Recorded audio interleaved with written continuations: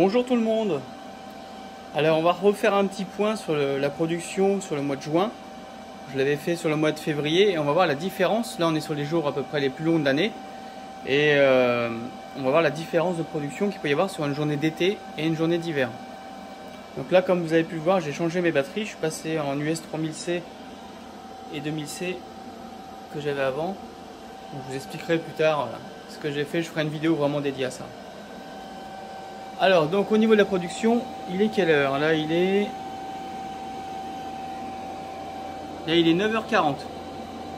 9h40. Donc PV1, on est sur le toit de la maison. Et PV2, on est sur le côté de la maison. Donc là, si on voit, on produit donc 2910 watts et 882 watts. On a quand même 2000 watts d'écart entre les deux expositions. Donc je vais vous faire voir pourquoi. Voilà, donc là on voit que cette partie-là est ensoleillée, mais ensoleillée de côté. Ouais, le soleil ne tape pas en plein dessus parce qu'il est sur le côté à cette heure-ci. Ouais, si on regarde par rapport au panneau, le soleil est en face. Il est sur le côté, vous voyez. Et la partie qui est derrière, et avec le toit de la maison, il y a une partie qui ombrage les panneaux.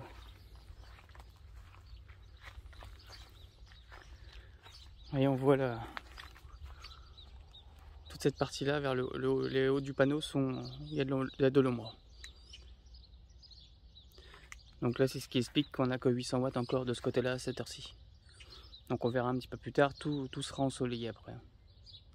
Je pense vers 11h, ça sera bon. Donc comme là, quand on voit, il y a quand même pas mal de nuages aujourd'hui. Donc le test, il va pas être terrible en fait. On va essayer de continuer à voir les productions. Donc là, il y a du soleil. Je vais vous faire voir donc la production. Donc sur le toit de la maison, on est à 3854. 3959. Ah, ça passe même à 4000 là. Donc c'est pour ça quand il y a des nuages, il y a toujours des variations comme ça. Et donc sur le côté de la maison, là où il y avait les panneaux plein sud, on est à 3101 là. Donc là on produit dans les 7000 watts. Là la maison tire actuellement 4000 watts. On a un courant de charge dans les batteries de 57, 58. Donc les batteries sont pratiquement pleines. Du coup je vais augmenter la puissance de la voiture. Donc là on a 12 ampères. On va y mettre 26.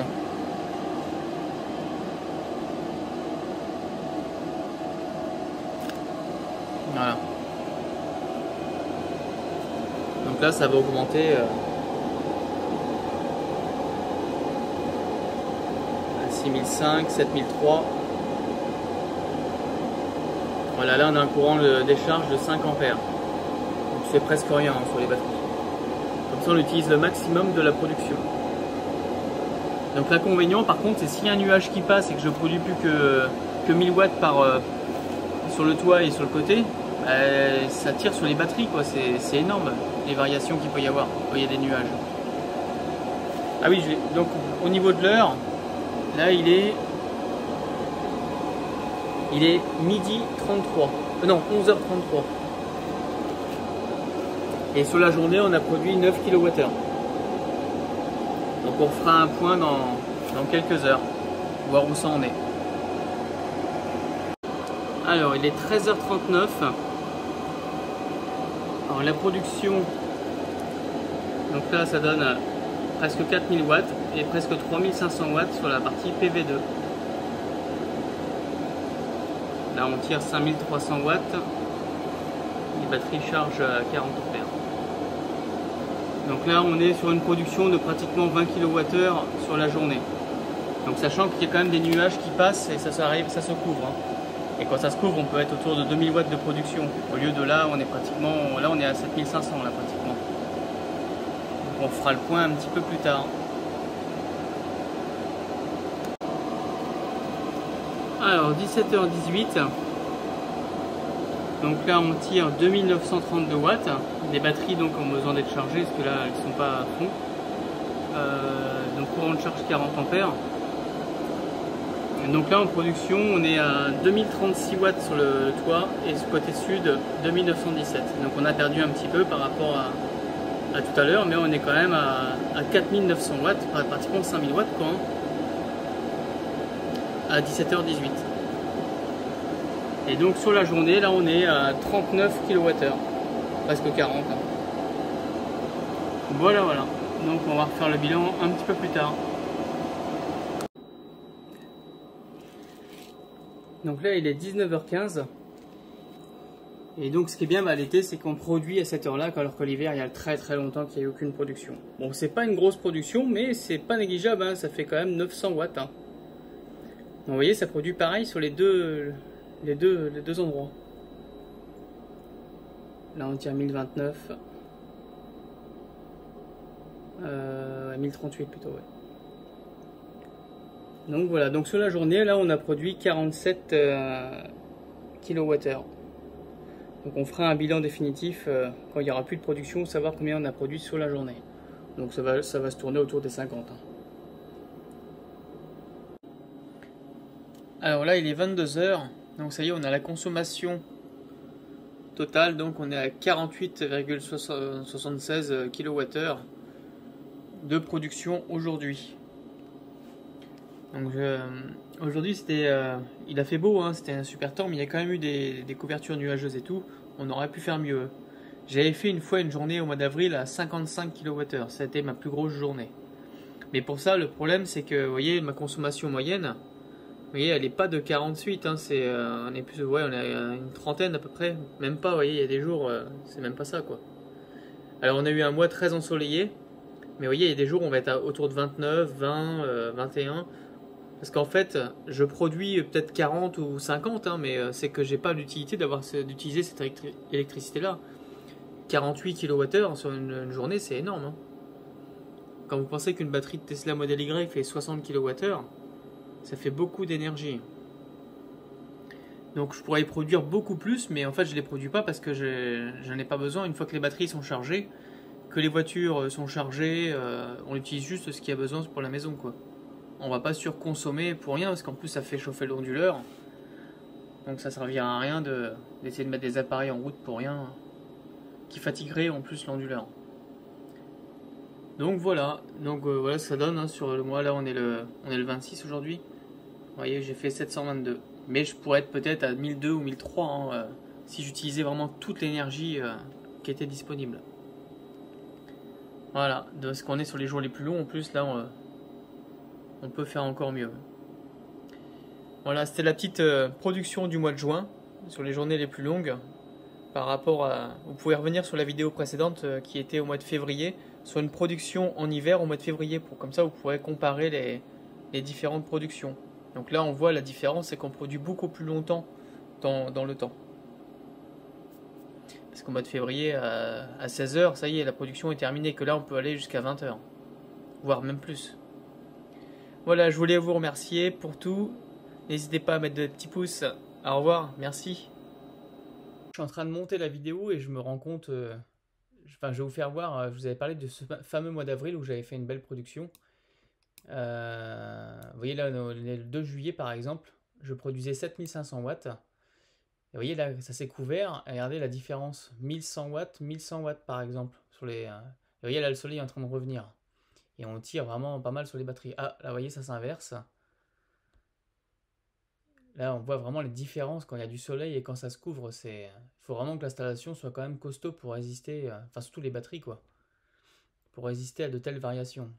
Surtout quand on tire de 6000 watts, quoi. Alors, je voulais donc vous faire voir les graphiques sur ce fameux mois d'avril qui a été exceptionnel, où j'ai produit plus de 1000 kWh sur le mois.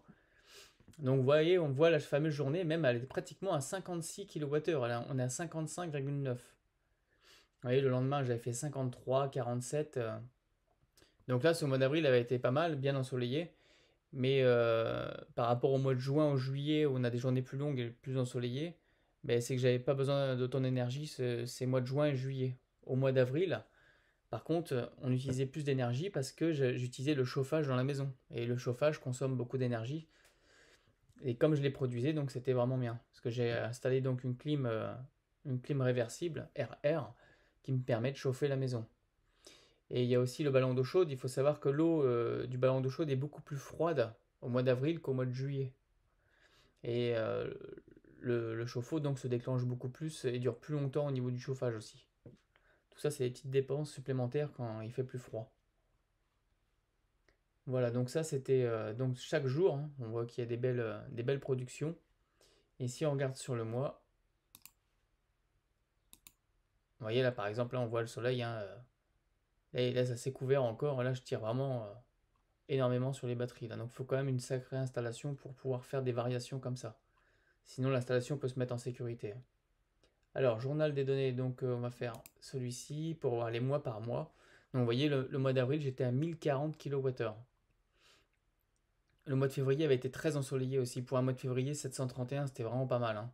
Quand on voit la différence, le mois de janvier avait été très gris. Vous voyez, d'un mois à l'autre, on peut avoir des surprises, quoi. Hein. Quand on a un mois de janvier comme ça, c'est pas terrible. Donc quand il faut se chauffer et tout ça, là, c'est pas terrible, là, du coup. Donc j'ai un poêle à granules en plus pour pouvoir se chauffer. Hein.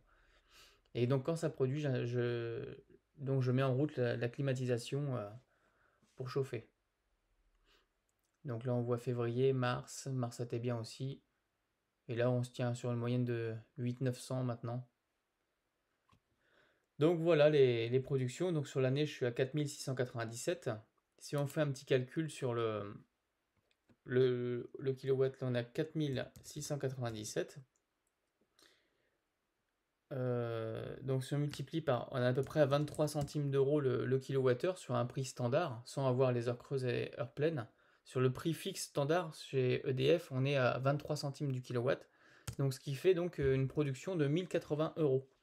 Donc aujourd'hui, si j'avais eu besoin de payer ça au prix fort, ça m'aurait coûté 1080 euros. Bon, sachant que j'aurais pas payé ce prix-là parce que j'aurais pris un tarif heure creuse, heure pleine, ou alors j'aurais pris une offre, mince, comment ça s'appelle? Ah, j'ai un trou. Celle où il y a des jours rouges, bleus. L'offre tempo, voilà. Si vous avez une voiture électrique, l'offre tempo, elle est vraiment top. Je pense que je vais y venir pour cet hiver. Mais on reverra ça plus tard. Donc voilà la production là, pour les 6 premiers mois de l'année. Voilà. Donc j'espère que cette vidéo vous a plu. N'hésitez pas à revoir la vidéo du mois de février hein, pour voir la différence vraiment de production sur le mois de février avec des heures différentes. Voilà, je vous remercie. À une prochaine. Au revoir.